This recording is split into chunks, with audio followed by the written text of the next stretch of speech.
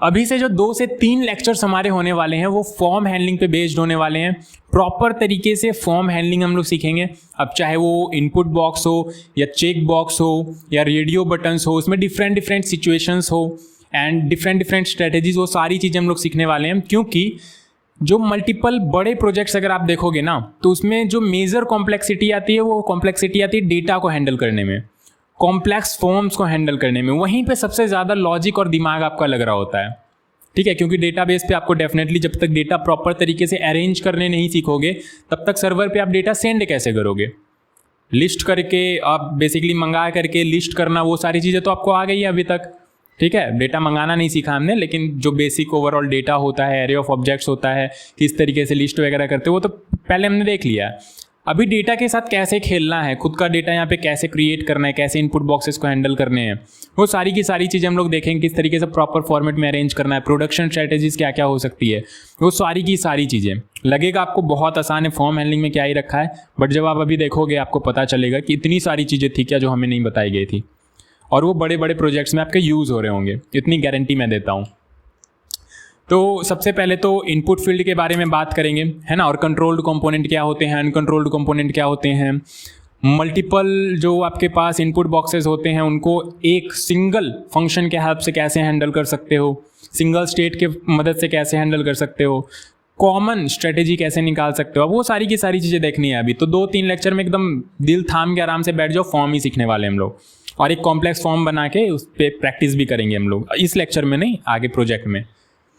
तो in React unlike plain text we don't directly access DOM, ठीक है। यहाँ पे डॉम वाला तो खेल होता ही नहीं है, काफ़ी लेक्चर्स में मैं बता चुका हूँ। डॉक्यूमेंट डॉट क्वेरी सिलेक्टर या फिर गेट एलिमेंट बाय आईडी, ये सारी चीज़ें आपको करनी नहीं है, ठीक है। आपको यहाँ पे डॉम वाला कुछ फंडा अपनाना ही नहीं है, डॉम मैनिपुलेशन तो करना नहीं है। तो आप इनपुट बॉक्स को कैसे सिलेक्ट करोगे, कैसे वहाँ से वैल्यूज़ लोगे, कैसे वैल्यूज़ को क्लियर करोगे, ये सारी की सारी चीज़ें आप करोगे कैसे। तो यहाँ पे जो सबसे आसान तरीका होता है, सबसे जो बेटर अप्रोच होता है, वो होता है स्टेट वाला। रिएक्ट में सबसे ज़्यादा इंपॉर्टेंट क्या है, मैंने आपको बताया था डेटा, ठीक है। और डेटा हैंडल करने के लिए इंपॉर्टेंट क्या है, यहाँ पे आपके पास स्टेट एंड प्रॉप्स। तो यहाँ पे स्टेट पूरा का पूरा आपके पास लगने वाला है, स्टेट का फंडा। तो स्टेट क्लियर होंगी तो ये सारी की सारी चीज़ें डेफिनेटली आपको आसान ही लगेगी, बहुत ज़्यादा कॉम्प्लिकेटेड नहीं लगेगा, बस स्ट्रेटेजी सीख रहे होगे आप लोग। तो यहाँ पे स्टेट के थ्रू हम लोग हैंडल करने वाले हैं। अब स्टेट के थ्रू आप इनपुट बॉक्स को अगर लिंक कर रहे हो तो वहाँ पे हम उसे बोलते हैं कंट्रोल्ड कंपोनेंट।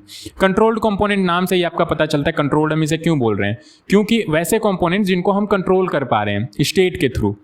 स्टेट में चेंजेस करोगे, कंपोनेंट में चेंजेस आपको दिखाई देंगे, स्टेट में चेंज करके आप मैनिपुलेट करके सारे काम कर सकते हो, तो डेफिनेटली आपका कंट्रोल रहेगा उस पर। अनकंट्रोल्ड क्या होते हैं, वहाँ पे आपका स्टेट से कोई लेना देना नहीं होता, आप डायरेक्टली एक्सेस कर, जैसे डॉम में कर रहे थे ना, वैसे यहाँ पे आप आगे अभी बताऊंगा मैं थोड़ा बहुत, यूज रेफरेंस के बारे में पढ़ोगे, रेफरेंस लेकर के कैसे काम कर सकते हैं वो सारी, तो वो सब अनकंट्रोल्ड कंपोनेंट में आएंगे। और इंटरव्यू में बहुत ज़्यादा पूछा जाता है कंट्रोल्ड वर्सेज अनकंट्रोल्ड क्या होता है, और क्या कंट्रोल्ड यूज़ करना चाहिए, और करना चाहिए तो क्यों करना चाहिए, ठीक है। डेटा आपका बहुत ज़्यादा सिंक में रहता है। तो कंट्रोल कंपोनेंट्स क्या होते हैं उसके बारे में तो आगे भी एक स्लाइड ले रखा है, तो कंट्रोल कंपोनेंट ही करेंगे। अभी ये समझो कि स्टेट के थ्रू मैनेज करेंगे, तो इससे आपका यूआई और डेटा दोनों सिंक रहेगा। ये तो पहले भी मैंने स्टेट वाले लेक्चर में बताया था कि यूआई और डेटा प्रॉपर तरीके से सिंक रखना है, तो डेफिनेटली स्टेट मैनेजमेंट आपको आना चाहिए। तो स्टेट के थ्रू हम लोग करेंगे, कैसे करेंगे अभी तुरंत कोड में जंप करेंगे और देखेंगे। वैलिडेट और मॉडिफाई आप आराम से कर सकते हो। ईमेल आपको वैलिडेट करना है कि ईमेल मतलब ठीक ठाक ईमेल वो डाल रहा है या नहीं, परफेक्ट तो नहीं, बेसिकली ठीक ठाक। वैलिडेट मतलब आप समझ रहे हो ना, अरे ईमेल में कुछ भी उसने डाल दिया, नंबर डाल दिया, तो वो तो ईमेल का फॉर्मेट ही नहीं है ना, ईमेल का प्रॉपर फॉर्मेट में वो डाल रहा हो, ऐसा वैलिडेशन वगैरह लगा सकते हो। नंबर आपका प्रॉपर 10 डिजिट का हो, ठीक है। ये सारी के सारे वैलिडेशंस अगर आपको लगाने, तो स्टेट पे अगर काम करके आप कर रहे हो तो बहुत ज़्यादा आसान रहते हैं, बहुत ही बढ़िया। तो क्लियर कर सकते हो आप, रीसेट कर सकते हो। अगर स्टेट में आपने कर रखा है काम तो स्टेट को तो क्लियर करना बहुत ही आसान है, क्लियर कर देंगे फॉर्म क्लियर हो जाएगा, है ना। तो स्टेट के साथ काम करना है। मेक कॉम्प्लेक्स फॉर्म्स प्रेडिक्टेबल, आप कॉम्प्लेक्स से कॉम्प्लेक्स फॉर्म्स को प्रेडिक्टेबल बना सकते हो कि ऐसे स्टेट चेंज करेंगे तो फॉर्म में ये चेंजेस होंगे, प्रेडिक्टेबल आप बना सकते हो आसानी से। तो ये सारी की सारी चीज़ें हैं। अभी एक छोटे से एग्जाम्पल से देखते हैं कि किस तरीके से करना है, बाकी बड़े एग्जाम्पल्स एंड बड़े बड़े फॉर्म्स लेके भी देखेंगे। तो सबसे पहले यहाँ पे मैंने वीट इंस्टॉल कर रखा है, हमेशा की तरह आप कर लेना जाके, एंड यहाँ पे फटाफट अपना काम क्रियाक्रम स्टार्ट करते हैं। तो ये वीट वाला फोल्डर, यहाँ पे app.jsx में हूँ, मैंने सारी चीज़ें क्लीन कर रखी हैं ऑलरेडी, और यहाँ पे स्ट्रिक्ट मोड मैंने अभी भी नहीं हटाया, तो ये हटा देता हूँ मैं, अदरवाइज 2-2 बारी कंसोल हो रहा होगा अगर हम लोग देखेंगे तो।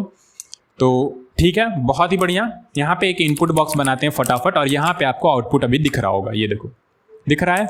यहाँ पे प्लेस होल्डर दे देते हैं, छोटी मोटी सी चीज़ें तो आपको आती होंगी आई बिलीव, नॉर्मल HTML तो आपने कर रखा है। तो प्लेस होल्डर यहाँ पे मैं दे देता हूँ इंटर नेम।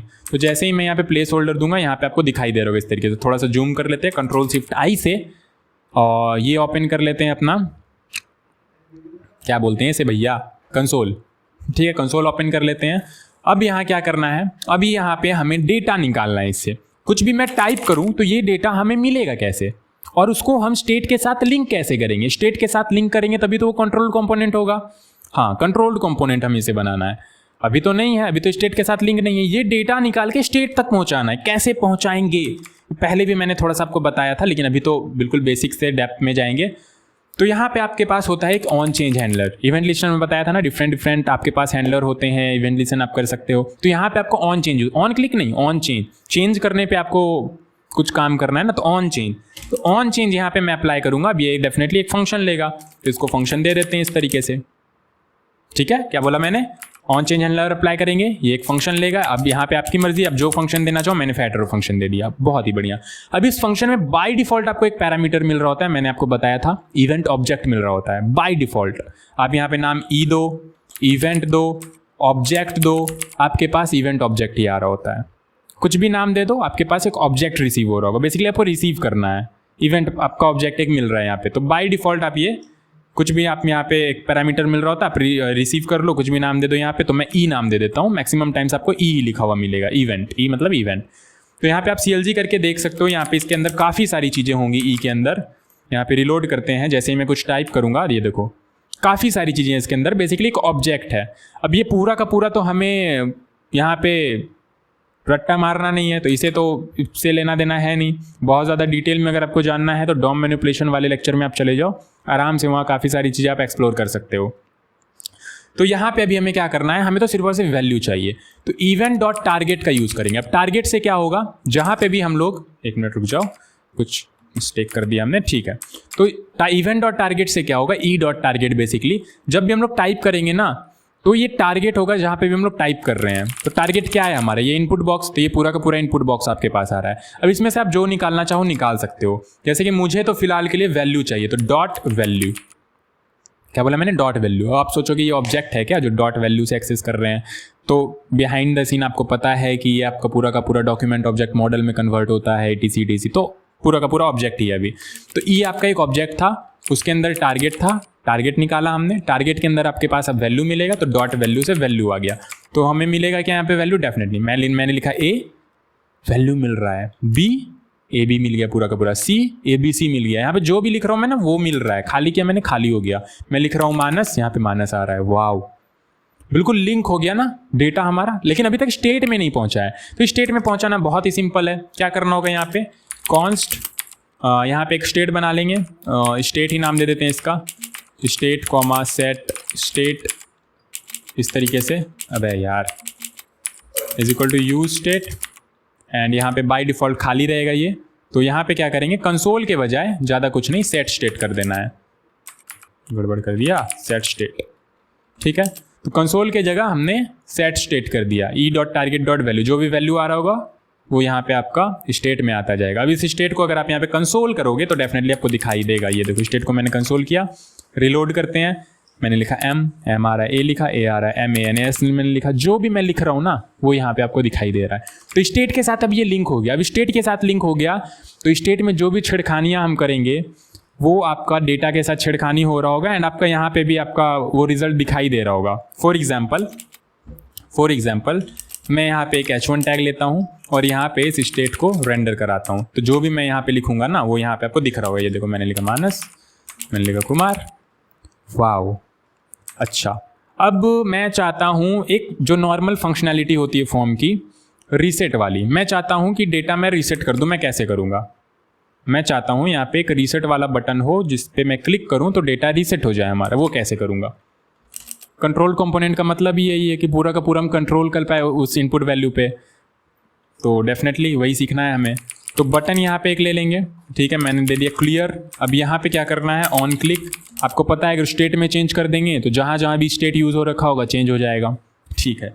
तो मैं क्या करूँगा यहाँ पे सेट स्टेट में स्टेट को एम्प्टी कर दूंगा। ये क्या आ जा रहा है भैया, सेट स्टेट में ये पूरा का पूरा एम्प्टी कर दूंगा। जैसे ही क्लियर बटन पे क्लिक होगा सेट स्टेट में क्या सेट हो जाएगा, एम्प्टी वैल्यू जो पहले था एम्प्टी हो जाएगा पूरा का पूरा। ठीक है, चलो आओ यहाँ पे रिलोड करते हैं एंड कुछ एरर आ रहा है, देख लेते हैं क्या एरर आ रहा है। टू मैनी री रेंडर्स, अच्छा ओ आई एम सो सॉरी, यहाँ पे रेफरेंस ले रहा होता है, या पूरा का पूरा फंक्शन आप दे दो या रेफरेंस पास कर दो, है ना। इस तरीके से डायरेक्ट कॉल नहीं करना होता है।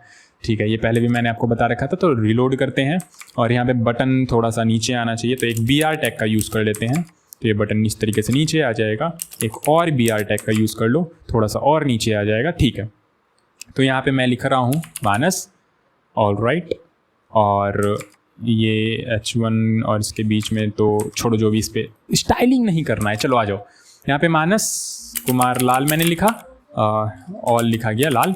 ठीक है, तो यहाँ पे जैसे मैं क्लियर करूँ पूरा क्लियर हो जाना चाहिए, ये भी क्लियर हो जाना चाहिए, ये भी क्लियर हो जाना चाहिए, क्योंकि स्टेट क्लियर कर रहे हैं। तो मैंने किया क्लियर, नीचे तो क्लियर हो गया बट ये ऊपर वाला वैल्यू ये तो क्लियर हुआ ही नहीं।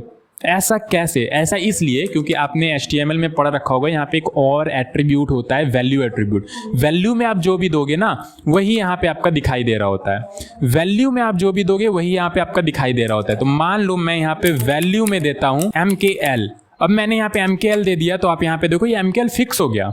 वैल्यू में मैं जो भी यहाँ पे दे रहा हूँ वही आ रहा है। अब यहाँ पे मैं कुछ टाइप भी करना चाहूँगा ना, तो ये टाइप हो तो रहा है, यहाँ स्टेट में चेंज होता दिख रहा है, बट यहाँ पे नहीं आ रहा है। ठीक है, और चेंजेस भी हो रहे हैं तो उसी तरीके से हो रहे हैं। वैल्यू यहाँ पे जो है वैल्यू के साथ ही यहाँ पे चेंज हो रहा है।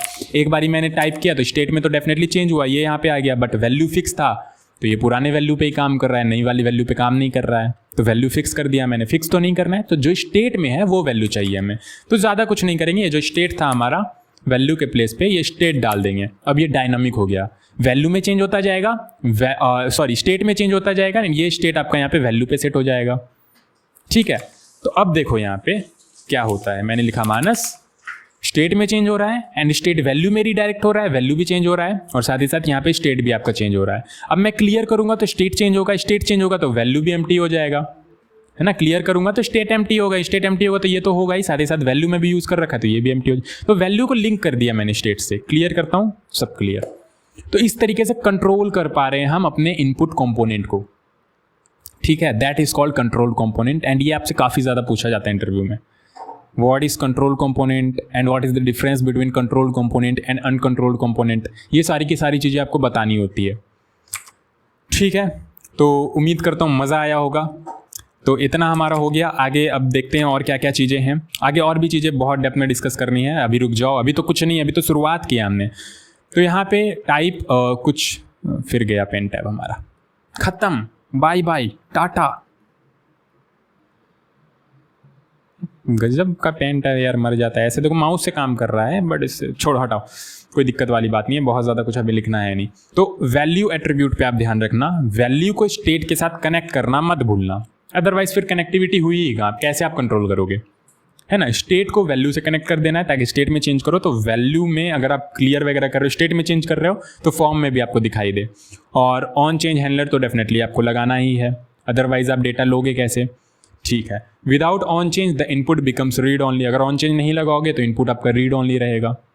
कुछ टाइप भी कर रहे होगे तो मतलब डेटा तो आ नहीं रहा है ना। तो बहुत ही बढ़िया, आगे बढ़ते हैं और क्या चीज़ें करनी है हमें। तो व्हाट इज कंट्रोल कंपोनेंट्स अगर आपसे पूछा जाता है तो एक control component is a form whose input field values controlled by React state.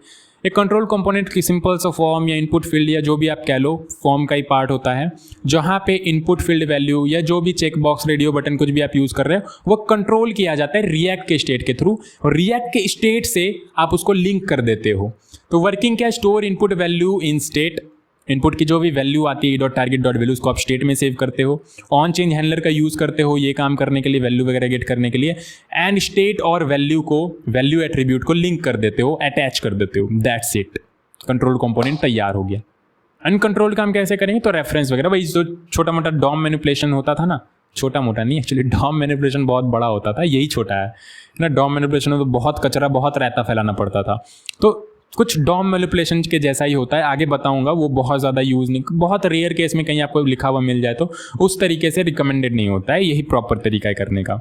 But वो भी बताऊंगा ताकि आपको डिफरेंस पता चल सके control component and uncontrol component के बीच का, एंड आप प्रॉपर तरीके से जवाब दे पाओ अगर आपसे कहीं पूछा जाता है या अगर कहीं आपने कोड में ही देख लिया तो अनकंट्रोल्ड कंपोनेंट क्या होता है। अच्छा, पहले ये स्लाइड ले लिया मैंने, पहले और भी चीज़ें पढ़ानी थी तो चलो पढ़ लेंगे। मल्टीपल वैल्यूज़ तो बहुत ज़्यादा कुछ है नहीं। तो अनकंट्रोल्ड कंपोनेंट क्या होता है? अनकंट्रोल्ड कंपोनेंट हम स्टेट के थ्रू मैनेज नहीं कर रहे होते। कंट्रोल कंपोनेंट भाई स्टेट के थ्रू मैनेज करना है, अनकंट्रोल कंपोनेंट मतलब स्टेट के थ्रू मैनेज नहीं करना है। बहुत ज़्यादा कंट्रोल हमारे पास होगा नहीं क्योंकि स्टेट के थ्रू मैनेज कर नहीं रहे हैं, डेटा में कैसे छेड़खानी करेंगे। अच्छा, तो यहाँ पे क्या करते हैं, यहाँ पे हम लोग रेफरेंस ले लेते हैं।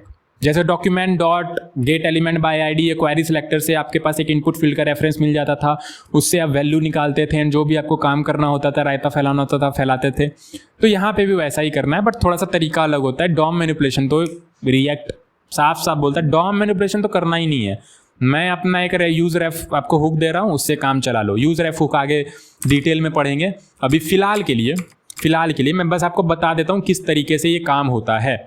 तो इसको एक काम करते हैं, ये वाला कोड मैं आपको देने के लिए यहाँ पे अगेन एक नोट्स वाला फोल्डर बना लेता हूँ और यहाँ पे मैं लिख देता हूँ basics.jsx और ये पेस्ट कर दिया मैंने। और यहाँ पे आके हम अपनी नई चीज़ें सीखते हैं। बहुत ही बढ़िया। और app.css लिंक कर लो फटाफट, import./app.css। बहुत ही बढ़िया, अदरवाइज CSS दिखाई नहीं देगा बटन वगैरह। ठीक है, तो अब यहाँ पे क्या करना है, अनकंट्रोल कंपोनेंट वे में कैसे काम करते हैं, आ जाओ। तो यहाँ पे मैंने बनाया अगेन एक इनपुट फील्ड, ठीक है, बहुत ही बढ़िया। यहाँ पे मैं दे देता हूँ प्लेस होल्डर इंटर नेम, ठीक है, ऑल राइट। अभी मुझे इससे वैल्यू चाहिए तो मैं कैसे लूँगा वैल्यू। तो अब यहाँ पे वैल्यू लेने के लिए ना वो ऑन चेंज वगैरह वो सारी चीज़ें करने की ज़रूरत नहीं है। अनकंट्रोल्ड वे में काम करना है। बेसिकली आपके पास एक बार डेटा आ गया, काम खत्म। तो यहाँ पे एक सिंपल सा मैं बटन लगाता हूँ सबमिट, और यहाँ पे एक बारी में मल्टीपल एलिमेंट्स तो रिटर्न कर नहीं सकते, तो एक बारी में एक एलिमेंट रिटर्न करना पड़ेगा। तो मैंने फ्रैगमेंट में रैप कर दिया और यहाँ पे मैं बोलता हूँ सबमिट, एक बटन बना लिया और यहाँ पे मैं ऑन क्लिक पे सबमिट वाला फंक्शन यहाँ पे इस तरीके से फंक्शन सबमिट कुछ इस तरीके से काम कर रहा हूँ। सबमिट फंक्शन बनाया और यहाँ पे मैंने डाल दिया। तो ऑन क्लिक पे ये सबमिट वाला फंक्शन काम करेगा। CLG करते हैं, काम किया। तो ये सब बेसिक है यार, ये आपको पता है। काम करेगा ही क्यों नहीं करेगा। सबमिट करता हूँ मैं, काम किया, ऑल राइट। और यहाँ पे एक ये कर लो ना, क्या कर लो, यहाँ पे एक लाइन ब्रेक दे दो ना, तो ये इस तरीके से कुछ आ रहा होगा, बढ़िया, ठीक है, ऑल राइट। तो मैं चाहता हूँ इंटर करने पे, सबमिट करने पे या वैल्यू मिले, यही चाहता हूँ मैं। तो ज़्यादा कुछ नहीं, आपको यहाँ पे अब यूज़ रेफरेंस हुक का यूज़ करना है। तो एक वेरिएबल, नॉर्मल सा वेरिएबल जैसा ही होता है, वेरिएबल अब बना लो। इनपुट का रेफरेंस जैसे document dot query selector and फिर get element by ID something करते हैं तो उसको एक वेरिएबल में सेव करा, तो वैसा ही कुछ है। तो यहाँ पे मैं इनपुट को सेव कराना चाहता हूँ, तो इनपुट रेफरेंस में नाम दे देता हूँ, इसका कुछ भी नाम दे सकते हो। एंड मैं यहाँ पे यूज़ करूँगा यूज़ रेफ, यही यूज़ करना है आपको, यूज़ रेफरेंस, ठीक है। इंटर करोगे, देखो ऑटोमेटिक इंपोर्ट हो गया। जैसे यूज स्टेट होता था, यूज इफेक्ट होता था, वैसे यहाँ पे यूज रेफरेंस आपका कोर रिएक्ट से इंपोर्ट हो चुका है। यहाँ पे इस तरीके से आपको कॉल कर देना है, ठीक है। बाय डिफॉल्ट जो स्टार्टिंग में आपको रेफरेंस डालना है वो नल डालना है, मतलब इसके पास किसी का भी रेफरेंस नहीं है। अभी इसके पास किसी का भी रेफरेंस नहीं है। हमें किसे सिलेक्ट करना है, हमें सिलेक्ट करना है इनपुट को। ध्यान से सुनना मेरी बात, सॉर्ट ऑफ डॉम मैनिपुलेशन। ये अभी यहाँ पे मैंने एक वेरिएबल बनाया है जिसके पास किसी का भी रेफरेंस नहीं है, नल है। मैं इसे इनपुट का रेफरेंस देना चाहता हूँ ताकि मैं उस पर काम कर पाऊँ। इनपुट का रेफरेंस देना चाहता हूँ, तो तरीका बहुत ही सिंपल होता है। यहाँ पे आपके पास एक एट्रीब्यूट होता है रेफ नाम का, रेफरेंस, ठीक है। यहाँ पे आपको ज़्यादा कुछ नहीं है, इनपुट रेफ वाला जो वेरिएबल है ये पास कर देना है एंड इनपुट रेफरेंस में आपका इसका रेफरेंस आ चुका है। सच कह रहे हो क्या? हाँ सच में। CLG करके देखो यहाँ पे इनपुट रेफरेंस, कि आपके पास इनपुट रेफरेंस आया या नहीं आया। इनपुट रेफ, ठीक है। तो इनपुट ज़्यादा कुछ नहीं, खाली इनपुट रेफरेंस हमने बनाया। मैंने बोला इनपुट रेफरेंस मुझे चाहिए, लिंक करना है, तो मैंने यहाँ पे एक रेफरेंस एट्रीब्यूट था, उसमें मैंने इनपुट रेफरेंस डाल दिया। इनपुट रेफरेंस के अंदर आपका ये पूरा का पूरा इनपुट रेफरेंस आ चुका है, ठीक है। देख लेते हैं, आ जाओ सबमिट करो। ये देखो दिख रहा है, करंट में आपके पास क्या सिलेक्टेड है, इनपुट। मैं रेफरेंस बटन में, ये वाला बटन में अगर डाल दूंगा तो बटन का रेफरेंस आ जाएगा। इसमें कौन सी बड़ी बात है भाई, बटन का रेफरेंस आ जाएगा। ये देखो सबमिट किया मैंने, करंट में कौन है, बटन। बहुत सारी चीज़ें होंगी इसमें, यहाँ पे देख लो, ठीक है, तो उतने में आपको नहीं जाना है। करंट कौन सिलेक्टेड है, बटन। तो यहाँ पे जिसका रेफरेंस आप देना चाहते हो उसमें आपको ये लगा देना है। बहुत ईजी है, ठीक है।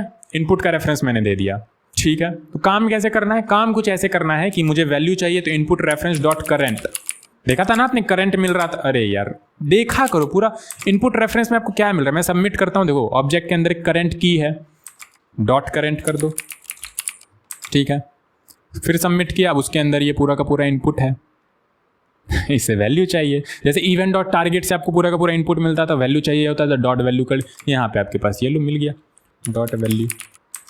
रिलोड करो, यहाँ पे कुछ लिखो, सबमिट करो, वैल्यू मिल गया। लेकिन ये तरीका हम लोग यूज़ नहीं करते, बहुत ज़्यादा कंट्रोल्ड मैनर नहीं है, ठीक है, बहुत ज़्यादा कंट्रोल्ड मैनर ये है नहीं दिखाने का। समझ पा रहे हो आप मेरी बात? मे बी आप अभी समझ पाओ ना समझ पाओ, जैसे जैसे प्रोजेक्ट्स में जाएंगे ना तो बहुत सारी चीज़ें मिक्स होकर यूज़ हो रही होंगी, तो वहाँ पे आपको समझ में आएगा कि स्टेट का ये फ़ायदा, इसलिए हम इसे कंबाइन करते हैं सारी चीज़ों के साथ, कंट्रोल्ड बनाते हैं ताकि हम अपने हिसाब से डेटा को मैनिपुलेट कर पाएँ, वैलिडेट कर पाएँ, ETC। यूज़ रेफरेंस हुक वाला लेक्चर आएगा, उसमें मैं सारी चीज़ें बताऊंगा कि यूज़ रेफरेंस हुक का कहाँ यूज़ करना है, कैसे यूज़ करना है, किस तरीके से पूरा का पूरा डॉम मैनिपुलेशन जैसा काम हो रहा होता है यूज़ रेफरेंस के साथ, वो सब कुछ बताऊंगा।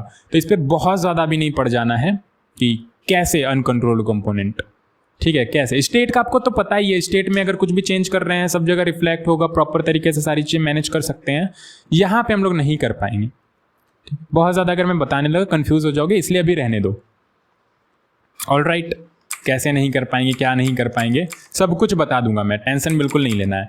तो कुछ इस तरीके से यहाँ पे काम कर सकते हैं, ठीक है। यहाँ पे अपने रेफरेंस पास किया, इनपुट वैल्यू में आपके पास वैल्यू मिल रहा है, और अगर आप यहाँ पे मान लो input reference dot current value आप दिखाना भी चाहते हो, लेट्स से एक एग्जाम्पल दे रहा हूँ आपको, मैंने यहाँ पे लिखा है H1 input reference dot current dot value. अभी आप देखना यहाँ पे क्या होगा, ध्यान से आप देखना बस अभी क्या होगा।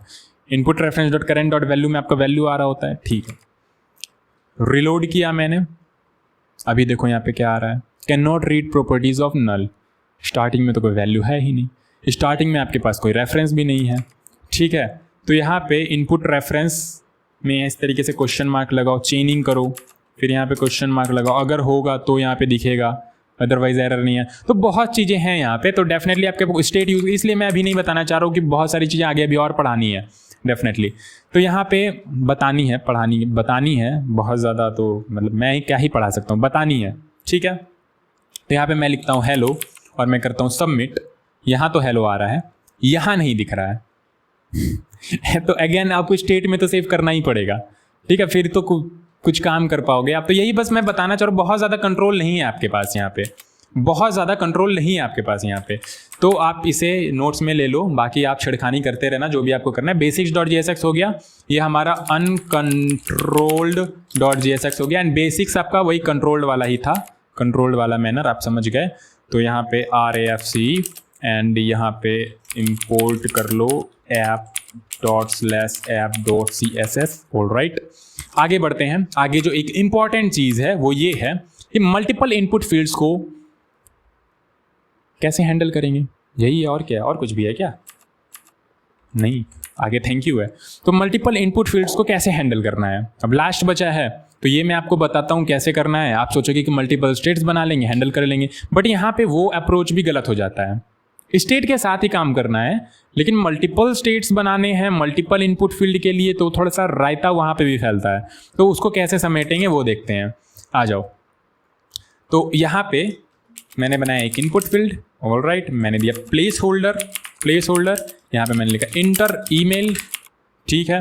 मैंने एक और इनपुट फील्ड बनाया, मैंने लिखा इंटर फोन नंबर दे दूँ, नहीं इंटर नेम दे देता, ऊपर नेम दे देता हूँ, नीचे ईमेल दे देता हूँ, ठीक है, नेम ईमेल, बहुत ही बढ़िया, ऑलराइट। और यहाँ पे एक फ्रेगमेंट में रैप कर दो इसे, फटाफट फ्रेगमेंट में रैप कर दो, और यहाँ पे लाइन ब्रेक भी देते चलो, अदरवाइज एक ही लाइन में ये पूरा सिकुड़िया जाएगा।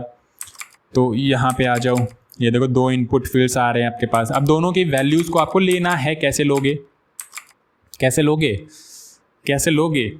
इनपुट फील्ड की वैल्यूज़। तो यहाँ पे दो स्टेट बनाने होंगे हमें, ठीक है, सही तरीका भी बताऊंगा, बट अभी फिलहाल के लिए जो आप सोच रहे हो, दो स्टेट बनाने होंगे। सबसे पहला हमें ईमेल चाहिए, तो email comma set email, email चाहिए, नेम नीचे कर दिया हमने, नेम ऊपर करो, ईमेल, हालांकि कोई फ़र्क पड़ता नहीं है अभी, बट ठीक है, नेम ऊपर ही होता है। तो set email is equal to use state, all right, और आपके पास एक आ जाएगा नेम एंड सेट नेम, ठीक है, और दोनों में बाय डिफ़ॉल्ट एम्प्टी वैल्यूज़ होंगी यहाँ पे, ठीक है, ऑल राइट। तो यहाँ पे हमें क्या करना है, ऑन चेंज हैंडलर लगाना है यहाँ पे। अच्छा, यहाँ पे आप फंक्शन नहीं बनाओगे, बाहर बनाना चाहते हो तो डेफिनेटली आप बना सकते हो, और क्या इशू है यहाँ पे, फंक्शन और यहाँ पे नेम हैंडलर दे दूँ इसे, name handler is equal to, ये रहा फंक्शन आपका। अब ये नेम हैंडलर का आप यहाँ पे रेफरेंस पास कर दो, दैट्स इट, हो गया। अब यहाँ पे आप हैंडल कर लो जो भी आपको हैंडल करना है। ओह आई एम सो सॉरी, मैंने नॉर्मल फंक्शन और फैटर फंक्शन दोनों मिक्स कर दिया, ऐसा कहाँ होता है, ऐसा हमारे यहाँ होता है, ठीक है। तो यहाँ पे कॉन्स्ट नेम हैंडलर हमने एक बनाया फंक्शन, और यहाँ पे हमने रेफरेंस पास कर दिया। अब जो भी काम करना है हमें यहाँ फंक्शन में कर लेना है, तो ये तरीका भी है, वहाँ पे भी कर सकते हो, कोई दिक्कत नहीं है। अब यहाँ पे ई कहाँ से आएगा, वहीं से आएगा जहाँ से आ रहा था, यहीं से आएगा, यहाँ पे से आपको ई पास हो जाएगा यहाँ पे। तो बाय डिफ़ॉल्ट आपको इवेंट ऑब्जेक्ट मिल रहा होगा, ई नाम दे दो, इवेंट दे दो, एंड CLG करके देख लो, e dot target dot value आपको मिल रहा होगा। तो जब आप चेंज करोगे ये फंक्शन रन होगा, एंड टारगेट डॉट वैल्यू से आपको वैल्यू मिल रहा होगा। मैं लिखता हूँ कुछ भी, तो यहाँ पे आपके पास वैल्यू मिल रहा है, ऑल राइट। इसे क्या करना है, स्टेट में सेव कर देना है, सेट नेम में सेव कर दिया। इसी तरीके से हम यहाँ पे ईमेल हैंडलर बना सकते हैं, ईमेल हैंडलर, ऑल राइट, और यहाँ पे ईमेल हैंडलर हम लोग पास कर देंगे ऑन चेंज में। तो देख रहे हो अलग अलग हैंडलर बनाना पड़ रहा है, अलग अलग हैंडलर। और सेट नेम में यहाँ पे हमें सेट ईमेल करना है।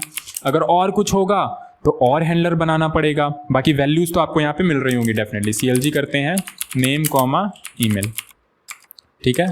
यहाँ पे आते हैं, रिलोड करते हैं, यहाँ पे नेम डाला हमने, नेम मिल रहा है, ईमेल डाला हमने, ईमेल भी मिल रहा है, ठीक है। नेम में मैंने डाला मानस, ईमेल में मैंने डाला mkl@gmail.com, तो ईमेल भी मिल रहा है। और वही रीसेट वगैरह अगर करना है तो ज़्यादा कुछ दिक्कत परेशानी वाली बात नहीं है। यहाँ पे एक बटन बना लो, एंड बटन में एक काम करते हैं ना, नेम ईमेल यहाँ UI पे ही दिखा देते हैं, क्या दिक्कत है। यहाँ पे नॉर्मल सा एक पैराग्राफ ले लो, और इस तरीके से यहाँ पे नेम दिखा दो, और उसके जस्ट नीचे ईमेल दिखा दो, ठीक है।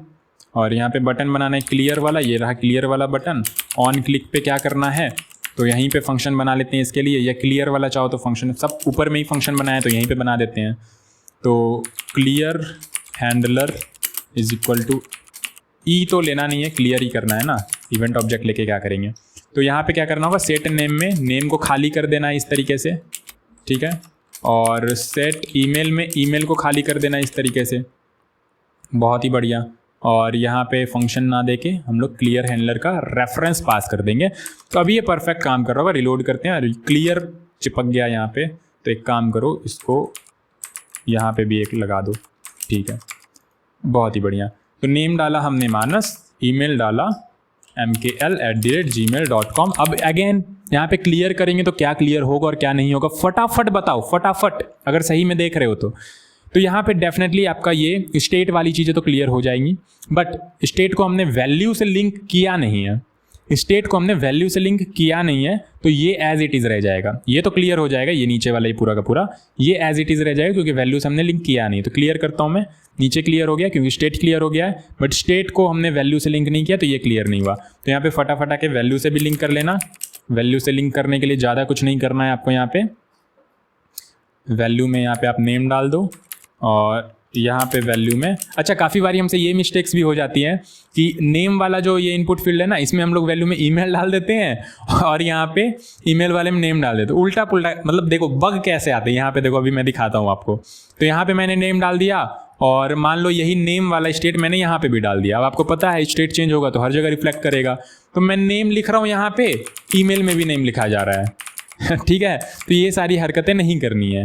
एंड उल्टा पुल्टा भी कभी कभी हो जाता है, जैसे यहाँ पे ये नेम वाला हैंडलर है ना, तो यहाँ पे हमने ईमेल डाल दिया एंड यहाँ पे हमने नेम डाल दिया। अब लिख रहे होंगे यहाँ पे, रिलोड करते हैं, लिख रहे हैं अपना नाम और लिखा रहा है ईमेल में, तो ये सारी चीज़ें नहीं करनी। अब पूरा क्यों नहीं लिखा रहा है, जो भी लिख रहा हूँ एक ही लेटर क्यों लिखा रहा है, इसका जवाब आप डेफिनेटली दे सकते हो। करंट वैल्यू के साथ काम करता है ना, तो आपने लिखा ए, ईमेल वाले में तो ए आ गया, लेकिन इसमें थोड़ी ए आया है नेम में तो अभी भी खाली है। अब कुछ लिखोगे तो खाली के साथ अगर कुछ मान लो बी लिख रहे हो तो सिर्फ और सिर्फ बी जाएगा ना। समझ पाए आप मेरी बात? तो ये सारी हरकतें आपको नहीं करनी है, मैंने बताया कि ऐसा हो जाता है कभी कभी। तो नेम ईमेल, यहाँ पे मैंने नेम लिखा मानस, ईमेल लिखा हेलो और क्लियर किया, सब क्लियर। ठीक है, तो मल्टीपल स्टेट्स इस तरीके से आप हैंडल कर सकते हो, बट बहुत सारे आपके पास मल्टीपल स्टेट्स में बोल रहा हूँ, मल्टीपल इनपुट फील्ड्स आप इस तरीके से हैंडल कर सकते हो, लेकिन बहुत सारे इनपुट फील्ड्स आपके पास हो सकते हैं एक फॉर्म में। अब मल्टीपल हैंडलर आप बनाओगे, क्लियर करोगे, मल्टीपल स्टेट्स बनाओगे तो कचरा ही है एक तरीके से। तो इस तरीके से आपको काम नहीं करना है। कैसे करना है? एक सिंगल स्टेट आपको बनाना है, कॉन्स्ट यहाँ पे आप डेटा नाम दे दो इसे, सेट डेटा, सिंगल स्टेट हम लोग बनाएंगे यहाँ पे, यूज स्टेट। और यहाँ पे आपको पता है अगर मल्टीपल चीज़ें की वैल्यू पेयर के फॉर्मेट में स्टोर करनी होती है, लाइक हमें यहाँ पे नेम स्टोर करना है, नेम की हो गया, वैल्यू में कुछ आएगा मानस, एंड फिर यहाँ पे ईमेल हो गया तो नेम आपका की आपका ईमेल हो गया, वैल्यू में कुछ mkl@gmail.com आएगा। तो की वैल्यू पेयर में अगर स्टोर करना होता है तो हम क्या करते हैं, ऑब्जेक्ट का सहारा लेते हैं। तो यहाँ पे ऑब्जेक्ट बना देंगे, यहाँ पे आपके पास एक नेम आ रहा होगा, की आप अपने हिसाब से यहाँ पे दे सकते हो। तो मैं रिकमेंड करूँगा कि जो डेटाबेस में आपको सेंड करना है उसी हिसाब से आप यहाँ पे कीज़ वगैरह दिया करो। तो नेम एंड ईमेल, ठीक है, यहाँ से कोई मतलब नहीं है, ये नेम ईमेल की आप ऑब्जेक्ट में अपने हिसाब से, ये इतना आपको पता होगा, अपने हिसाब से दे सकते हो, यहाँ पे ऐसे कोई मतलब नहीं है इसे। ठीक है, ठीक है। अब यहाँ पे देखो, अब हैंडल करने के लिए अलग अलग हैंडलर भी बना सकते हैं यहाँ पे। जैसे यहाँ पे ऑन चेंज है ना, तो ऑन चेंज में मैं इस तरीके से ऐसे फंक्शन बना के, यहाँ पे आपके पास प्रीवियस डेटा मिल रहा हो, करते हैं ना इस तरीके से, प्रीवियस डेटा, फंक्शनल अपडेट वगैरह तो पढ़ रखा है आपने, इस तरीके से भी प्रीवियस डेटा मतलब ये जो ऑब्जेक्ट खाली है यही ऑब्जेक्ट आपको मिल रहा होगा, प्रीवियस जो भी डेटा होगा वो आपको मिल रहा होगा। तो ये ऑब्जेक्ट ही आपका एक बता रखा है मैंने सब कुछ। तो यहाँ पे प्रीवियस डेटा मतलब ये ऑब्जेक्ट ही आ रहा है। तो अब यहाँ पे चेंज करेंगे तो डेफिनेटली सिर्फ और सिर्फ नेम में चेंज होना है, ईमेल में तो होना नहीं है। सिर्फ और सिर्फ नेम में चेंज होना है, ईमेल में तो होना नहीं है ना। ध्यान से देखो ये वाला सिंटैक्स, मुझे लगता है थोड़ा सा कंफ्यूज हो गया आप इस सिंटैक्स में, तो इसको पहले तो सजा लेते हैं थोड़ा सा इस तरीके से। अब यहाँ पे ध्यान से देखना, यहाँ पे एक फंक्शन ही बना लेते हैं, चलो नेम हैंडलर, ठीक है, नेम हैंडलर तो बना हुआ था ही, खैर कोई नहीं, यहाँ पे एक और बना लेते हैं, फंक्शन नेम हैंडलर, इस तरीके से, बहुत ही बढ़िया। तो यहाँ पे आपके पास e.target.value से वैल्यू मिल जाएगा, बहुत ही बढ़िया। सेट कैसे करेंगे? इस बार तो ऑब्जेक्ट है, सेट कैसे करेंगे? सिंगल स्टेट है, ऑब्जेक्ट के फॉर्मेट में सेट कैसे करेंगे? तो यहाँ पे सेट डेटा अगर करेंगे तो आप इस तरीके से भी कर सकते हो कि ऑब्जेक्ट बना लिया आपने, आपको यहाँ पे सिर्फ और सिर्फ नेम सेट करना है, ईमेल तो करना नहीं है, यहाँ पे सिर्फ आपका नेम आ रहा होगा। तो कैसे करोगे? तो dot dot dot spread operator आपने पढ़ा होगा, डॉट डॉट डॉट डेटा मतलब जो प्रीवियस डेटा है वो यहाँ पे आ जाएगा। अगर ईमेल में आपका कुछ पड़ा हुआ है लाइक समथिंग समथिंग समथिंग, तो यहाँ पे ईमेल आपका समथिंग समथिंग समथिंग आ जाएगा। एंड आप चेंज सिर्फ नेम में करोगे, कॉमा नेम, ये नेम आपका की हुआ, एंड वैल्यू में आपका आ जाएगा e.target.value। और स्टैंडर्ड अप्रोच अभी मैं आपको बताऊंगा, पहले ये समझ लो थोड़ा सा, ठीक है, और स्टैंडर्डाइज से करेंगे। तो यहाँ पे आपके पास पुराना डेटा आ जाएगा, चाहे ईमेल हो या और भी कुछ हो सकते हैं, तो वो सब कुछ आ जाएगा। चेंज किस में होगा? सिर्फ और सिर्फ नेम में, e.target.value। नॉर्मल ऑब्जेक्ट की प्रॉपर्टीज वगैरह तो आपको पता है ना, कि जो वैल्यू की वैल्यू पेयर हम यहाँ दे रहे होते हैं वो पुराने से रिप्लेस हो जाता है। तो जो पुराना है, पुराना तो हमने रहने ही दिया, ये सिर्फ और सिर्फ नेम को रिप्लेस कर दिया हमने, ठीक है, पुराना जो भी है वो रहेगा, नेम रिप्लेस हो जाएगा। ऑल राइट, तो क्या ये काम करेगा? यहाँ पे CLG भी कर लेते हैं डेटा को और देखते हैं। यहाँ पे आते हैं, रिलोड करते हैं, कुछ तो प्रॉब्लम है अभी यहाँ पे, ईमेल इज़ नॉट डिफाइन, तो हाँ ईमेल तो डिफाइन नहीं है। तो यहाँ पे अभी तो वैल्यू वाला फील्ड हटा ही दो, यहाँ पर से भी वैल्यू वाला फील्ड हटा ही दो, क्योंकि नेम भी डिफाइन नहीं होगा अभी। तो यहाँ पे हमारे पास एक ऑब्जेक्ट है, ऑल राइट, और यहाँ पे भी नेम और ईमेल डिफाइन नहीं हो। तो यहाँ पे क्या करेंगे ना, डेटा डॉट नेम ऑब्जेक्ट है तो इस तरीके से एक्सेस कर सकते हैं, डेटा डॉट ईमेल, और वैल्यू जो हमने हटाया इस तरीके से डाल देते वैल्यू, बट चलो ठीक है अभी के लिए। तो यहाँ पे और क्या रहा है, email handler is not defined, ठीक है, एक ईमेल हैंडलर भी खाली सा बना ही लेते हैं, क्योंकि उसे भी तो आगे बनाना ही है, ईमेल हैंडलर, और यहाँ पे ई हमारे पास आ रहा होगा, और CLG e.target.value, अभी CLG कर लेते हैं बस। यहाँ पे हमारा सिर्फ नेम हैंडलर अभी काम करेगा, और देखते हैं क्या एरर है। इतने सारे एरर, अबे यार, क्लियर हैंडलर भी हमारा है ना, क्लियर हैंडलर भी हमने नहीं बना रखा है, चलो एक क्लियर हैंडलर भी बना लेते हैं, फंक्शन क्लियर हैंडलर, तो ये हमारा हो गया। रिलोड करते हैं, अभी कोई एरर नहीं है। तो यहाँ पे जैसे ही मैं लिखूंगा सिर्फ और सिर्फ नेम चेंज होगा, ईमेल एज इट इज रहेगा। मैंने लिखा MANAS, देखो ऑब्जेक्ट के अंदर नेम में चेंज हो रहा है, email as it is. Spread operator का यूज़ करके पुरानी सारी चीज़ें हमने डाल दी, नेम रिप्लेस कर दिया, ठीक है। अब सेम काम ईमेल के साथ भी कर सकते हैं। तो यहाँ पे आपके पास सेट डेटा एंड यहाँ पे क्या सेट करना है, एक ऑब्जेक्ट ही डालना है। ऑब्जेक्ट है तो ऑब्जेक्ट ही डालेंगे यहाँ पे। तो ऑब्जेक्ट डालना है, पुराना डेटा एज इट इज़ रहने देना है, जैसे कि नेम हो गया और फ़ोन नंबर वगैरह कुछ है तो पुराना डेटा एज इट इज़ रहने देना है। तो डॉट डॉट डॉट जो पुराना ऑब्जेक्ट है उसको हमने यहाँ पे स्प्रेड कर दिया। पुराने की वैल्यूज पेयर की वैल्यू पेयर्स आपके पास यहाँ पे आ गए। रिप्लेस क्या करना है, सिर्फ और सिर्फ ईमेल को। तो ईमेल की को e.target.value के साथ रिप्लेस कर देंगे, ठीक है। अब रिलोड करते हैं, मैंने लिखा नेम MANAS, नेम में चेंज हुआ सिर्फ। अब मैं लिखूंगा ईमेल हेलो, तो नेम एज इट इज़ है, ईमेल में चेंज हो रहा है। क्लियर इतनी बातें। बाकी आप क्लियर करोगे तो क्लियर नहीं हो रहा है क्योंकि क्लियर हमने बनाया नहीं है। तो क्लियर करने के लिए अब क्या करना है, ज़्यादा कुछ नहीं, सेट डेटा में इस तरीके से नेम खाली कर देना है, ईमेल खाली कर देना है, दैट्स इट, हो गया क्लियर। तो अब क्लियर करेंगे, ये देखो क्लियर हो गया। बट यहाँ पे नहीं हुआ क्योंकि वैल्यू को अगेन हमने लिंक नहीं किया है। तो वैल्यू को लिंक कर लेते हैं। वैल्यू में क्या आ जाएगा आपके पास, डेटा डॉट नेम, एंड यहाँ पे वैल्यू में क्या आ जाएगा आपके पास, वैल्यू डेटा डॉट ईमेल, ठीक है। और इसको भी थोड़ा सा प्रॉपर तरीके से फॉर्मेट में अरेंज कर लेते हैं, कुछ इस तरीके से। All right, something something something, clear करते हैं, क्लियर हो रहा है, बहुत ही बढ़िया। अब देखो मल्टीपल, अब यहाँ पे एक और प्रॉब्लम है, स्टेट तो हमने सेम कर दिया बट हैंडलर्स अभी भी मल्टीपल बना रहे हैं हम लोग। क्या ऐसा कोई तरीका है जिससे कि हैंडलर्स भी हम लोग सेम कर लें? ध्यान से सोचो, क्या ऐसा कोई तरीका है जिससे हम लोग हैंडलर्स भी सेम कर ले? और यहाँ पे एक और सिंटैक्स था, ये वाला सिंटैक्स, वही मैं आपको बता रहा था। यहाँ पे ये अपने अंदर फंक्शन प्रीवियस वैल्यू आप यहाँ पे ले सकते हो, ये एक फंक्शन होता है, आप जाके देख लेना, फंक्शनल अपडेट में मैंने बताया था। तो यहाँ पे डेटा की जगह आप ये प्रीवियस और रिटर्न करना है डेफिनेटली, तो इसको एक पैरेंथेसिस में रैप करना पड़ेगा। देखो बता देता हूँ, ये फंक्शनल अपडेट भी आप कर सकते हो। ये एक फंक्शन आपका नॉर्मली इस तरीके से ले रहा होता है। फंक्शन के में आपके पास यहाँ पे डिफॉल्ट पैरामीटर होता है प्रीवियस, मतलब कि प्रीवियस वैल्यू, प्रीवियस ऑब्जेक्ट। यहाँ पे जो भी आपने दे रखा होगा ना वही प्रीवियस आ रहा होगा। तो यहाँ पे अगर नेम में कुछ होगा अल्फा, ईमेल खाली होगा, तो वही पूरा का पूरा आपके पास प्रीवियस ऑब्जेक्ट आ जाएगा। अब प्रीवियस ऑब्जेक्ट आ रहा है तो आपको करना क्या है, आपको करना है ज़्यादा कुछ नहीं, तो रिटर्न करना होता है यहाँ पे, ठीक है। क्योंकि कर्ली ब्रेसेस आपने यूज़ किया ना, तो रिटर्न करना पड़ेगा। अगर कर्ली ब्रेसेस नहीं यूज़ करोगे यहाँ पे तो डेफिनेटली आपको फैट एरर फंक्शन, दोनों तरीका मैं दिखा देता हूँ। रिटर्न करोगे कुछ इस तरीके से, क्या रिटर्न करोगे, ऑब्जेक्ट। सेट डेटा में क्या रिटर्न करोगे, ऑब्जेक्ट डेफिनेटली। तो dot dot dot previous object आपके पास यहाँ पे आ गया, एंड नेम में सिर्फ चेंज करना है, तो नेम e.target.value, इस तरीके से, ठीक है। ये भी आपका काम करेगा प्रॉपर, ये देखो काम कर रहा है, क्लियर कर रहे हो, क्लियर हो रहा है, बहुत ही बढ़िया। इस तरीके से आप कर सकते हो। और अगर फैट एरर फंक्शन यूज़ करना है तो ये तो और भी बढ़िया है। यहाँ पे आपके पास प्रीवियस हो गया, एंड इस तरीके से यहाँ पे तो अब आप ये नॉर्मल वाला ये सिंटैक्स भी यूज़ कर सकते हो, तो आपको रिटर्न भी नहीं करना पड़ेगा। पैरेंथेसिस लगा दोगे इस तरीके से तो आपको रिटर्न भी नहीं करना पड़ेगा, ऐसे ही आपका काम हो जाएगा। ये देखो, ये सब बेसिक सी चीज़ें हैं बट मिस्टेक्स हो जाती हैं डेफिनेटली। तो इस तरीके से भी आप काम कर सकते हो। अब मैं कह रहा था ये कि इसको पुराना पहले सिंटैक्स में लाते हैं, पुराने वाले सिंटैक्स में।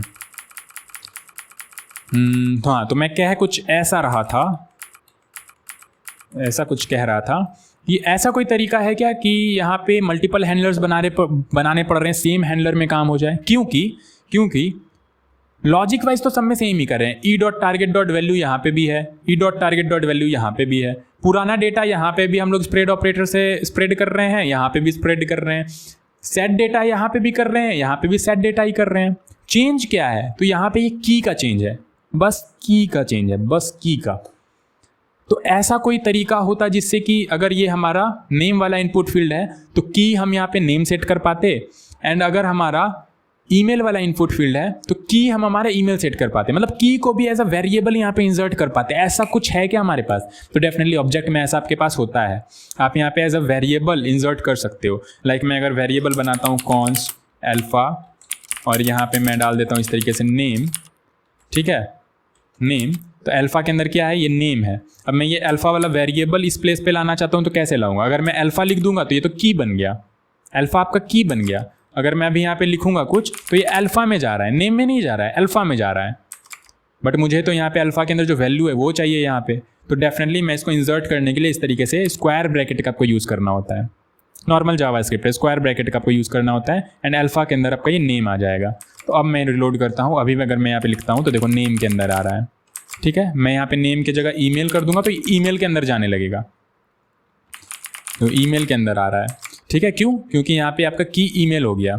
तो ऐसा कोई तरीका जिससे कि मैं जिसमें टाइप कर रहा हूँ वो पहचान ले कि ये नेम की है, नेम की में आ जाए, एंड ईमेल है तो वहाँ पे ईमेल आ जाए की के प्लेस पे, ऐसा कुछ ऐसा, हाँ ऐसा भी है। देखो देखो देखो देखो अभी बताता हूँ मैं, यहाँ पे पहले तो नॉर्मल कर दो, अभी बताता हूँ मैं, ठीक है। एक वेरिएबल की तरह कुछ ऐसा काम करना था, तो मैं यहाँ पे आपको बताता हूँ।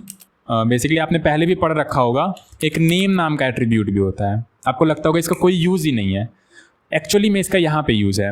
ये नेम नाम का जो एट्रीब्यूट होता है ना, इससे आप यहाँ पे जैसे e.target.value मिल रहा था ना, वैसे e.target.name भी आप निकाल सकते हो। तो यहाँ पे जो नेम दोगे वो की में सेट कर देना। अगर मैं यहाँ पे नेम में नेम ही डाल देता हूँ तो ये नेम आपका की सेट हो जाएगा। मैं यहाँ पे नेम में ईमेल डाल देता हूँ तो आपका ईमेल आपको मिल रहा होगा। दिखाता हूँ कैसे। यहाँ पे आप CLG कर सकते हो e.target.name। तो अभी देखो मैं यहाँ टाइप कर रहा हूँ, देखो क्या मिल रहा है मुझे, नेम मिल रहा है। अगर मैं ईमेल में ऐसा करूँ CLG e.target.name, तो नेम वाले एट्रीब्यूट में है क्या? नेम वाले एट्रीब्यूट में ईमेल है, ठीक है। ईमेल वाले में ये ईमेल वाला जो इनपुट फील्ड है, नेम एट्रीब्यूट में ईमेल है, तो यहाँ पे आपके पास क्या आ रहा है, ईमेल आ रहा है। तो नेम में आप जो भी यहाँ पे दोगे ना, आप वो यहाँ पे रिसीव कर सकते हो। e.target. जैसे वैल्यू रिसीव कर रहे थे वैसे यहाँ पे ये भी रिसीव कर सकते हो। अब ये रिसीव हो गया तो डेफिनेटली आप यहाँ पे लगा दो, सिंगल हैंडलर में आपका काम हो जाएगा। कैसे बताता हूँ, देखो फंक्शन यहाँ पे आप बना दो सिंपल, इनपुट हैंडलर सारा काम ये कर लेगा। हैंडलर यहाँ पे ई ले लो आप, ठीक है। और अब ये दोनों की नीड नहीं है, यहाँ पे आपको सेम यहाँ पे इनपुट हैंडलर ही दोनों में पास कर देना है। इनपुट हैंडलर इसमें भी, इनपुट हैंडलर इसमें भी, ठीक है। तो अब दोनोों इनपुट हैंडलर से ही हैंडल हो जाएगा। कैसे? तो यहाँ पे मैंने आपको बताया था CLG करोगे e.target.name से आपको नेम मिल जाएगा। ये किस में आप बेसिकली इंटर कर रहे हो, टाइप कर रहे हो, ईमेल में कर रहे हो या नेम में कर रहे हो, एंड e.target.value से आपको वैल्यू मिल जाएगा। तो अभी अगर यहाँ पे आओगे तो अगर आप नेम वाले में लिख रहे होगे अल्फा, तो यहाँ पे देखो नेम में ये लिखा रहा है, ठीक है। अगर आप ईमेल में लिखोगे तो ये ईमेल में ये टाइप हो रहा है, पता चल रहा है मुझे ये नेम वाले एट्रीब्यूट से। यहाँ पे एट्रीब्यूट हमने सेट किया, यहाँ पे हमें मिल रहा है। अब करेंगे क्या, यहाँ पे सेट डेटा करना है, सब में तो वही करते थे। तो सेट डेटा हमने किया, कर्ली ब्रेसेस, क्योंकि ऑब्जेक्ट सेट करना है तो डॉट प्रीवियस डेटा हम यहाँ पे स्प्रेड कर देंगे। प्रीवियस डेटा कहाँ से आएगा, ये डेटा, तो ये आपका हो गया प्रीवियस डेटा, ठीक है। प्रीवियस डेटा स्प्रेड हो गया। रिप्लेस क्या करना है आपको, एक टाइम पे एक ही होगा ना, या तो नेम में टाइप कर रहे होगे या तो ईमेल वाले इनपुट फील्ड में टाइप कर रहे होगे। तो कैसे पता चलेगा नेम में टाइप कर रहे हैं, ईमेल में टाइप कर रहे हैं? तो वो पता चलेगा आपको e.target.name से, ठीक है। तो अब यहाँ पे डी स्ट्रक्चर करके दोनों को निकाल लो। यहाँ पे कौन सी डी स्ट्रक्चरिंग आपने पढ़ी है ना? अरे e.target आपका एक ऑब्जेक्ट है, इसी के अंदर तो नेम भी मिल रहा है, वैल्यू भी मिल रहा है। तो नेम और वैल्यू को डी स्ट्रक्चर करके निकाल लो। ये हो गया नेम वैल्यू, इस तरीके से हमने डी स्ट्रक्चर करके निकाल लिया। अदरवाइज अलग अलग वेरिएबल बनाना पड़ता है कुछ इस तरीके से, const name is equal to e.target.name, const email is equal to e.target.email, ठीक है। ये भी बट सेम ही ऑब्जेक्ट के अंदर है, दोनों टारगेट ऑब्जेक्ट के अंदर ही हैं। तो यहाँ पे डी स्ट्रक्चर कर लिया हमने, नेम कॉमा ईमेल एंड यहाँ पे e.target, दैट्स इट। दोनों यहाँ पे आपका एक लाइन में डी स्ट्रक्चर होके आ गया। अब यहाँ पे नेम को एज अ वेरिएबल यूज़ कर लेंगे, जैसा कि मैंने बताया था। नेम को यहाँ पे एज अ वेरिएबल यूज़ कर लेंगे, क्योंकि की में हमें की वेरिएबल की तरह यहाँ पे काम होना चाहिए, ठीक है। एंड यहाँ पे नेम ईमेल मैंने डाल दिया, नेम और वैल्यू डालना था ना, ठीक है। Name attribute and value attribute, and value को यहाँ पे डाल देंगे, ठीक है। नेम यहाँ पे आ गया हमारा एज अ वेरिएबल। अगर नेम वाला इनपुट फील्ड होगा तो यहाँ पे आपका नेम आ रहा होगा, ईमेल वाला इनपुट फील्ड होगा तो यहाँ पे आपका ईमेल आ रहा होगा, फ़ोन नंबर वाला इनपुट फील्ड होगा तो नेम में जो आप सेट करोगे वो यहाँ पे आपका सेट हो जाएगा, एंड वैल्यू आपका कॉन्स्टेंटली यहाँ पे जो भी आप टाइप करोगे वो आता रहेगा, ठीक है। तो जो मल्टीपल हैंडलर्स के साथ हम कर रहे थे वो हमने सेम हैंडलर में बांध दिया। अब ये आपका सेम हैंडलर भी सब जगह संभाल लेगा। यहाँ पे भी हमने सेम हैंडलर यूज़ किया, यहाँ पे भी यूज़ किया, आगे जो भी बनाओगे सेम हैंडलर दे देना, काम खत्म। सेम हैंडलर देना, स्टेट आप यहाँ पे बढ़ा देना, दैट्स इट, ठीक है। रिलोड करते हैं, नेम में डाला मैंने मानस, ये देखो नेम आ रहा है, ईमेल में डाला, ईमेल में जा रहा है। तो ये आइडेंटिफाई कर पा रहा है कि नेम में टाइप हो रहा है या ईमेल में टाइप हो रहा है। अब मैं अगर यहाँ पे फ़ोन नंबर ऐड करना चाहता हूँ, बड़ा आसान है मेरे लिए, मैं यहाँ पे फ़ोन नंबर ऐड करना चाहता हूँ, मैंने फ़ोन नंबर ऐड किया, की बस ध्यान देना यहाँ पे जो की दे रहे हो ना, की, तो की वगैरह आप बस ध्यान रखना, जैसे इनपुट आप चेंज कर रहे हो यहाँ पे, तो यहाँ पे नेम में आप यही सेम फ़ोन नंबर डालना, अदरवाइज की में डिफरेंस आएगा तो अलग ऑब्जेक्ट के अंदर अलग की वैल्यू बन जाएगा वो। तो फ़ोन नंबर यहाँ पे आपने दे दिया, सेम इनपुट हैंडलर रहेगा, बाकी आपको टाइप अगर नंबर करना है तो आप यहाँ पे नंबर कर लो, और data dot phone number definitely, ठीक है। रिलोड करो तो यहाँ पे आपने ईमेल डाला और नेम डाला, ईमेल डाला, और यहाँ पे आपके पास नंबर आ रहा है, ये देखो नंबर आपके पास यहाँ पे आ रहा है, ठीक है। प्लेस होल्डर में आप यहाँ पे इंटर फ़ोन नंबर डाल सकते हो, और यहाँ पे आप नंबर वगैरह टाइप कर सकते हो ऐसे, ये देखो नंबर में आ गया, सेट हो गया। यहाँ पे आप इस तरीके से फ़ोन नंबर दिखा दो, दैट्स इट। तो इस तरीके से आप हैंडलिंग कर सकते हो बहुत ही आसानी से। और यहाँ पे एक BR tag and BR tag. तो उम्मीद करता हूँ मज़ा आया होगा, ठीक है। बस ये ध्यान में रखना, पुराना डेटा स्प्रेड किया हमने, नया की वैल्यू पेयर यहाँ पे लेना था, की हमें बार बार अलग चाहिए था। इनपुट में टाइप कर रहे हैं तो यहाँ पे की आपका नेम आना, बेसिकली नेम वाले इनपुट में टाइप कर रहे हैं तो की आपका नेम होना चाहिए था। फ़ोन नंबर वाले इनपुट फील्ड में टाइप कर रहे हैं तो की आपका यहाँ पे फ़ोन नंबर होना चाहिए था। तो मैंने बोला यहाँ पे कुछ ऐसा होता वेरिएबल की तरह तो यहाँ पे हम यूज़ कर लेते, तो मैंने बोला यहाँ पे नेम एट्रीब्यूट होता है, नेम एट्रीब्यूट सब में डाल दो, एज अ वेरिएबल उसको यूज़ कर लेना, और यहाँ पे डाल दिया। और वैल्यू में तो डेफिनेटली e.target.value से वैल्यू में मिल रहा था, दैट्स इट। और फंक्शनल अपडेट डेफिनेटली किया करो इस तरीके से, set data and previous value आपके पास मिलेगा, शॉर्ट तरीके से लिखो, कोई बहुत ज़्यादा यहाँ पे आपको वो करने की ज़रूरत नहीं है, रिटर्न वगैरह। यहाँ पे पैरेंथेसिस लगाओ क्योंकि डेफिनेटली आपको ऑब्जेक्ट यहाँ पे देना है, अदरवाइज़ तो रिटर्न करना पड़ जाएगा। तो यहाँ पे पैरेंथेसिस हमने लगाया, रिटर्न वगैरह करने की नीड नहीं है, ये दिया ऑब्जेक्ट डॉट प्रीवियस डेटा आपके पास आ गया, कॉमा दे के यहाँ पे डेफिनेटली आपके पास नेम एंड यहाँ पे वैल्यू, दैट्स इट। काम हो गया आपका, काम हो गया आपका। क्लियर किया, क्लियर हो गया। यहाँ पे नहीं हुआ क्योंकि यहाँ पे हमने लिंक नहीं किया है, यहाँ पे लिंक कर दो भैया, लिंक तो कर दिया है डेटा डॉट फ़ोन नंबर से, फ़ोन नंबर से लिंक तो कर दिया। अच्छा क्लियर नहीं कर रहे हैं यहाँ पे क्लियर कर लो फ़ोन नंबर, ऑलराइट, बढ़िया। रिलोड, नेम email.com, अभी देखो ईमेल में कुछ भी डाल दे रहा था, अब आपके पास डेटा है, अब आप वैलिडेट भी कर सकते हो रेगेक्स वगैरह लगा के, वो सब भी देखेंगे प्रोजेक्ट्स वगैरह में। और यहाँ पे कुछ टाइप कर रहा हूँ मैं, क्लियर कर रहा हूँ, क्लियर हो गई सारी चीज़ें। तो बिल्कुल कंट्रोल्ड मैनर में आप काम कर पा रहे हो।